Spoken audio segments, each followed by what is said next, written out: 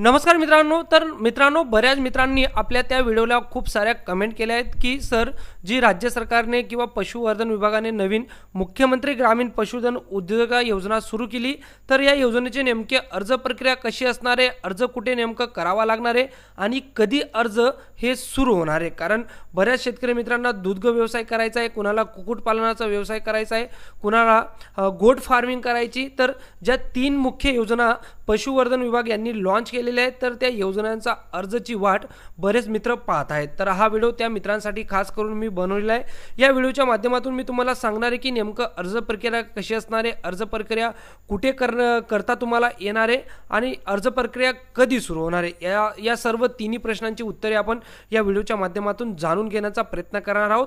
त्यासाठी व्हिडिओ शेवटपर्यंत बघा। जरी चॅनलवर नवीन असाल तर चॅनल देखील सबस्क्राइब करून ठेवा। तर मित्रांनो बघा, हा 9 मार्च रोजीचा शासन निर्णय। तर यात मुख्यमंत्री ग्रामीण पशुधन उद्योजकता योजना, जी की राज्यस्तरीय योजना आहे, यात एक जिल्हास्तरीय योजना देखील आहे। ही राज्यस्तरीय योजना वेगळी असणार आहे। तर यात एक नंबरची अत्यंत महत्त्वाची योजना ते म्हणजे 5 दुधाळ गाई म्हैस पालन प्रकल्पाद्वारे उद्योजकता विकास योजना सुरू करणे। तर ही ती महत्त्वाची योजना आहे। तर यात काय होतं की तुम्हाला 5 दुधाळ गाई किंवा 5 दुधाळ म्हैस हे खरेदी करण्यासाठी जे अर्थसहाय्य, तर ते अर्थसहाय्य देण्यात येणार होतं। म्हणजे प्रकल्पाच्या तुम्ही जरी SC ST कॅटेगरीमधून असाल तर तुम्हाला 75% अनुदान हे दिलं जाणार होतं। साधारण 5.5-6 लाखापर्यंत अनुदान तुम्हाला मिळणार होतं। आणि तुम्ही जरी जनरल कॅटेगरीमधून असाल तर तुम्हाला 50% अनुदान हे दिलं जाणार आहे। त्यामुळे अत्यंत महत्त्वाची ही योजना असणार आहे। ज्या मित्रांना नवीन आपला दूध व्यवसाय सुरू करायचा असेल किंवा त्यांच्याकडे पहिले दूध व्यवसाय त्यांचा सुरू आहे आणि तो दूध व्यवसाय जरी त्यांना मोठा करायचा असेल तर त्यांच्यासाठी सुद्धा अत्यंत लाभदायक ही योजना ठरणार आहे। त्यानंतर 2 नंबरची योजना होती ती म्हणजे शेळी मेंढी पालन प्रकल्पाद्वारे उद्योजकता विकास योजना। तर या योजनेअंतर्गत देखील 50+5 शेळी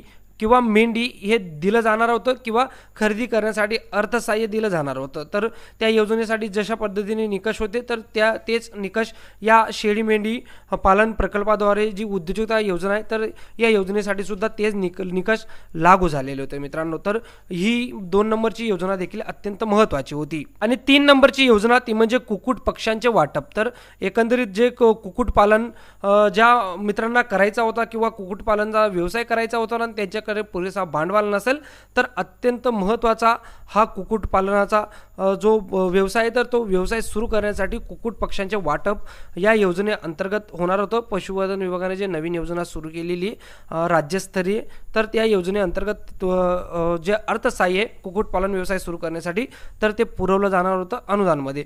तर यात 200 अंडी उत्पादन देणारे 5000 एक दिवसीय पक्षी, 1 महिन्याच्या खाद्यावरील खर्च, त्यानंतर अर्धबंदिस्त पिंजरा, गादी पद्धतीने शेड बांधकाम, तर एवढ्या गोष्टी तुम्हाला अनुदानमध्ये करण्यासाठी जो अनुदान आहे तर ते दिलं जाणार होतं।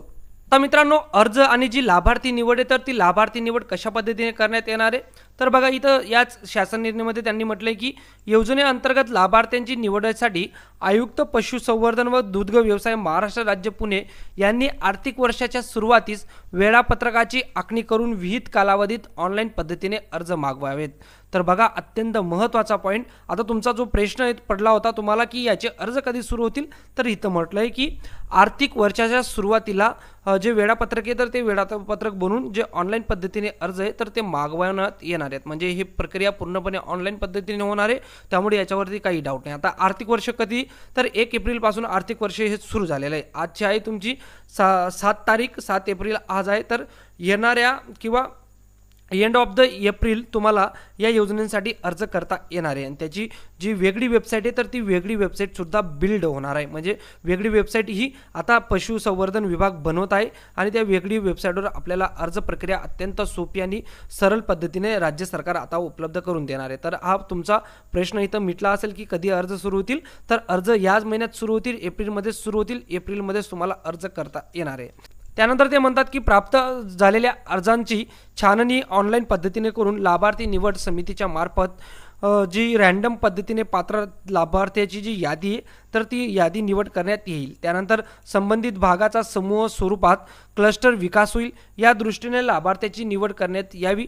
यासाठी आयुक्त पशुसंवर्धन यांनी त्या भागातील भौगोलिक स्थिती, जिल्हा नियोजन आराखडा व स्थानिक व्यावसायिक पर्यावरण विचारात घेऊन जिल्हानिहाय लक्ष्यांक निर्धारित करावे। म्हणजे जिल्ह्यानुसार लक्ष्यांक देण्यात येईल, जिल्ह्यानुसार टार्गेट देण्यात येईल की या वेळेस एवढे आपल्याला जे प्रकल्प आहे तर ते प्रकल्प मंजूर करायचे। म्हणजे प्रत्येकालाच चान्स हा दिला जाणार आहे, परंतु हळूहळू जशा पद्धतीने फंड किंवा जे पैसे तर ते पैसे राज्य सरकार देईल तशा पद्धतीने इकडे निवड याद्या या प्रसिद्ध होत जातील। मित्रांनो, आता काय होईल की अनुदानाअभावी पात्र लाभार्थ्यांना त्या आर्थिक वर्षात योजनेचा लाभ देणे शक्य झाले नाही तर असे लाभार्थी प्रतीक्षाधीन ठेवण्यात येतील। बघा, आता महत्त्वाचा पॉईंट, जरी पैशाअभावी तुम्ही अर्ज केला होता, तुमची निवडी झाली होती आणि तुम्हाला जरी लाभ मिळाला नसेल तर तुम्हाला त्या वर्षामधून कट करता येणार नाही, तुम्हाला पुढच्या वर्षी तुझा संधी देण्यात येणार आहे। त्यामुळे तुम्हाला प्रतीक्षा यादीमध्ये ठेवण्यात येईल। जसं महा-DBT पोर्टलवर तुम्ही योजनांसाठी अर्ज करतात, तिथे कशा पद्धतीने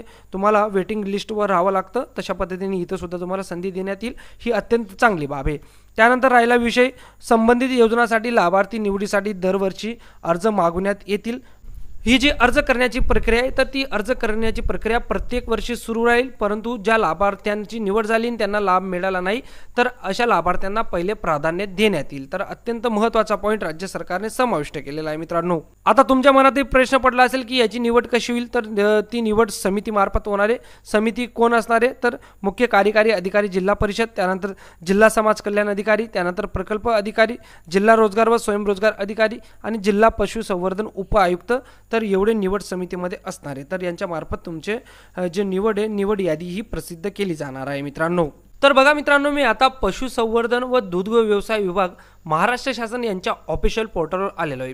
आता ज्या मित्रांना प्रश्न पडला होता की जे अर्ज करण्याची प्रक्रिया आहे तर ती अर्ज करण्याची प्रक्रिया कोणत्या पोर्टलवर ही राबवली जाणार आहे, तर मित्रांनो हा जो पोर्टल आहे तर हा डिपार्टमेंटचा पोर्टल आहे, त्यामुळे ह्या पोर्टलवरती अर्ज प्रक्रिया राबवली जाणार नाही। तर त्यासाठी हा एक वेगळा पोर्टल निर्माण केला जाईल।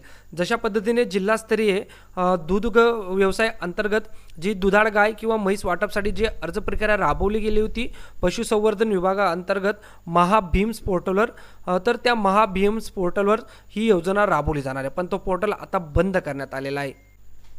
तर मित्रांनो, या तिन्ही राज्यस्तरीय योजनांसाठी वेगळा पोर्टल हा उपलब्ध करून दिला जाणार आहे, जो अत्यंत सोपा आणि सरळ असणार आहे, जेणेकरून सगळ्यांनाच घरी बसून अर्ज करता येतील। तर बघा, पूर्वीचा जो पोर्टल होता अर्ज करण्याचा तर तो हा होता BMS पोर्टल, जो पशुसंवर्धन महाराष्ट्र शासन, पण याच्यामधून आता सगळ्या गोष्टी या काढून घेण्यात आलेला आहे। हा पोर्टल काही कामाचा नाही आता, त्यामुळे आता पशुसंवर्धन विभाग नवीन पोर्टल आणणार आहे आणि त्याच पोर्टलवर सगळी पुढची जी अर्ज प्रक्रिया आहे तर ती अर्ज प्रक्रिया ही पार पडणार आहे। मित्रांनो, आशा करतो तुमच्या सर्व प्रश्नांची उत्तरे तुम्हाला या व्हिडिओच्या माध्यमातून भेटले असतील। व्हिडिओ आवडला असेल व्हिडिओला लाईक करा आणि अशाच महत्त्वपूर्ण व्हिडिओसाठी आपलं चॅनल सबस्क्राईब करायला विसरू नका।